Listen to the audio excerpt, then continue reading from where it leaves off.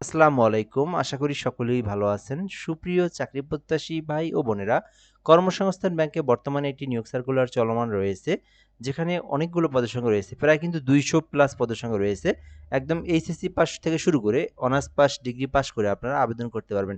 এটি কিন্তু রাষ্ট্রীয় মালিকানাধীন একটি প্রতিষ্ঠান, যেটা কিন্তু সরকারি নিয়োগ সার্কুলার এটি। তো আজকের এই ভিডিওর মাধ্যমে এই নিয়োগ সার্কুলার নিয়ে আপনাদেরকে সকল ধরনের তথ্যগুলো জানানোর চেষ্টা করব। পদের নাম, বেতন স্কেল, পদের সংখ্যা, শিক্ষাগত যোগ্যতা এবং কিভাবে আবেদন করতে হয়, ঘরে বসে থেকে কিভাবে আবেদন করতে হয়, সকল বিষয়গুলো আপনি এই ভিডিওটার মাধ্যমে জানতে পারবেন। তো শেষ পর্যন্ত দেখতে হবে আপনাদেরকে, তাহলে আপনি এই নিয়োগ সার্কুলারটা নিয়ে সকল ধরনের তথ্য আপনি জানতে পারবেন।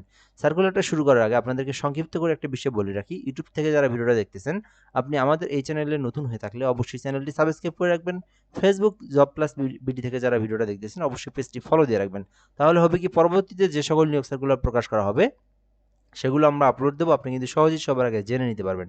কর্মসংস্থান ব্যাংকের নিম্নোক্ত শূন্যপদ সমূহে সরাসরি নিয়োগের উদ্দেশ্যে বাংলাদেশের সকল জেলার নাগরিকদের নিকট হতে নিম্নবর্ণিত শর্তাদি পূরণ সাপেক্ষে আবেদনের জন্য আহ্বান করা যাচ্ছে। অর্থাৎ এখানে বলা হয়েছে কর্মসংস্থান ব্যাংকের নিয়োগ সার্কুলার, যেখানে বলা হয়েছে বাংলাদেশের সকল জেলা, মানে যে কোনো জেলার যে কোনো প্রার্থী, ছেলে মেয়ে উভয়েরাই কিন্তু আবেদন করতে পারবেন। এবং বলা হয়েছে যে বাংলাদেশি নাগরিক, যে কোনো বাংলাদেশি 64 জেলার যে কোনো প্রার্থী আবেদন করতে পারবেন।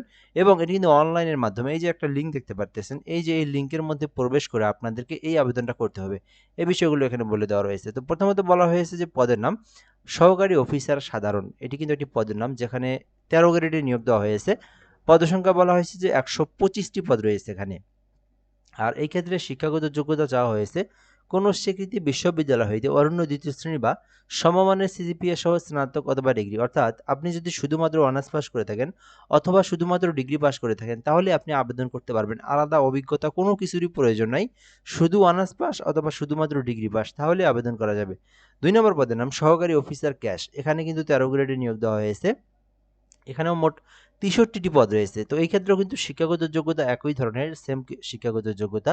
বলা হয়েছে যে কোনো স্বীকৃতি বিশ্ববিদ্যালয় হইতে অনন্য দ্বিতীয় শ্রেণী বা সমমানের সিজিপিএ সহ স্নাতক ডিগ্রি, অথবা স্নাতক অথবা ডিগ্রি, অর্থাৎ অনার্স পাস অথবা ডিগ্রি পাস। এখানকার 2টা পদ রয়েছে, যেকোনো একটি পদে আপনি আবেদন করতে পারবেন, হয় সাধারণ অথবা ক্যাশ। ঠিক আছে? তো আপনারা যে পদে আবেদন করতে চান, শুধুমাত্র অনার্স পাস অথবা ডিগ্রি পাস থাকলেই আবেদন করা যাবে। রেজাল্টটা মিনিমাম 2.25, এখানে বলে দেওয়া হয়েছে রেজাল্টের একটা বিষয়, যে এদিকে দেখতে পাচ্ছেন গ্রেডিং পদ্ধতিতে বলে দেওয়া হয়েছে যে আপনার রেজাল্টটা অনার্সের ক্ষেত্রে অথবা ডিগ্রির ক্ষেত্রে মাত্র 2.25 হলে আবেদন করা যাবে। আর এসএসসি এইচএসসির ক্ষেত্রে মাত্র 2 পয়েন্ট থাকলে আবেদন করতে পারবেন। এরপর 3 নম্বর পদের নাম ডাটা এন্ট্রি অপারেটর, যেখানে 16 গ্রেডে নিয়োগ দেওয়া হয়েছে। মোট 99টি পদ রয়েছে এখানে। শিক্ষাগত যোগ্যতা চাওয়া হয়েছে। এখানে বলা হয়েছে যে কোনো স্বীকৃতি বিশ্ববিদ্যালয় হইতে অনন্য স্নাতক অথবা ডিগ্রি, এখানেও কিন্তু চাওয়া হয়েছে অনার্স পাস অথবা শুধুমাত্র ডিগ্রি পাস, তাহলে আপনি এই ডাটা এন্ট্রি অপারেটর এই পদে আবেদন করতে পারবেন। এখানে কম্পিউটার সম্পর্কে বেসিক অভিজ্ঞতা অবশ্যই আপনাদেরকে থাকতে হবে। তো আপনি যেটাতে চাচ্ছেন সেই পদে আপনি চাইলে আবেদন করতে পারবেন। আচ্ছা, এরপর বিষয়গুলো আমরা দেখব। আবেদন করতে প্রথমে আপনাদেরকে kbteletalk.com বিডি লিঙ্কের মধ্যে প্রবেশ করে এই আবেদনটা করতে হবে। আর বয়স যেটা বলা হয়েছে 18 হতে 32 বছর পর্যন্ত আবেদন করতে পারবেন। তবে 32 এর উপর কিন্তু কেউ আবেদন করতে পারবে না। তো এই ছিল মূলত বিষয়।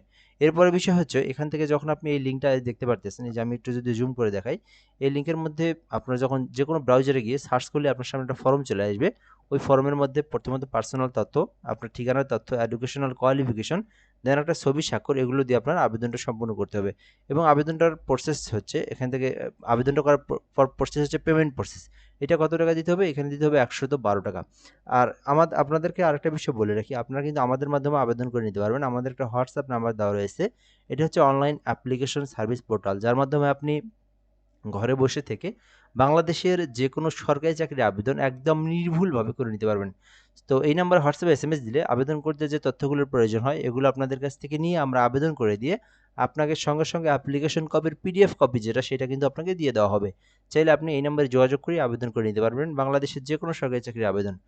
পরের বিষয়গুলো হচ্ছে আপনারা কিভাবে পেমেন্ট ফিটা দিবেন। নিজেরা যারা আবেদন করবেন, লিঙ্কে প্রবেশ করে প্রথমত আপনাদেরকে আবেদন করতে হবে, তারপরে আপনাদেরকে পেমেন্ট ফি দিতে হবে।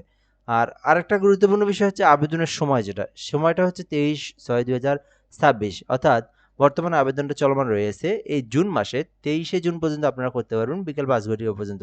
বর্তমানে চলমান রয়েছে আবেদন 23শে জুন পর্যন্ত, এই আবেদনটা করতে পারবেন। আর এখানে আমি তো বলে দিলাম 112 টাকা, আপনারা মিনিমাম 120 টাকার মধ্যে আপনাদের ফোনে রিচার্জ করবেন। যেহেতু 2টা এসএমএস আরও 6 টাকা কেটে নেয়, 120 টাকা রিচার্জ করলে আপনার পেমেন্টটা হয়ে যাবে। এবং পেমেন্টটা করার প্রসেসটা বলে দিচ্ছি এখান থেকে। প্রথমত আপনারা কেবি লিখবেন, দেন ইউজার আইডি লিখে 16322 নাম্বার সেন্ড করে দেবেন। পরবর্তীতে পিন নাম্বার দিয়ে আবার 16322 নাম্বার সেন্ড করে দিলেই আপনার আবেদনের পেমেন্টটা কিন্তু সাকসেসফুলি সম্পূর্ণ হয়ে যাবে। সো আশা করি আপনারা সকল ধরনের তথ্যগুলো জানতে পেরেছেন। আরও যদি কোনো কিছু আপনার জানার থেকে থাকে আপনি কমেন্ট করতে পারেন, আমরা রিপ্লাই দিয়ে জানিয়ে দেবো ইনশাল্লাহ। ভিডিওটা এ পর্যন্তই, ধন্যবাদ, ভালো থাকবেন, আসসালামু আলাইকুম।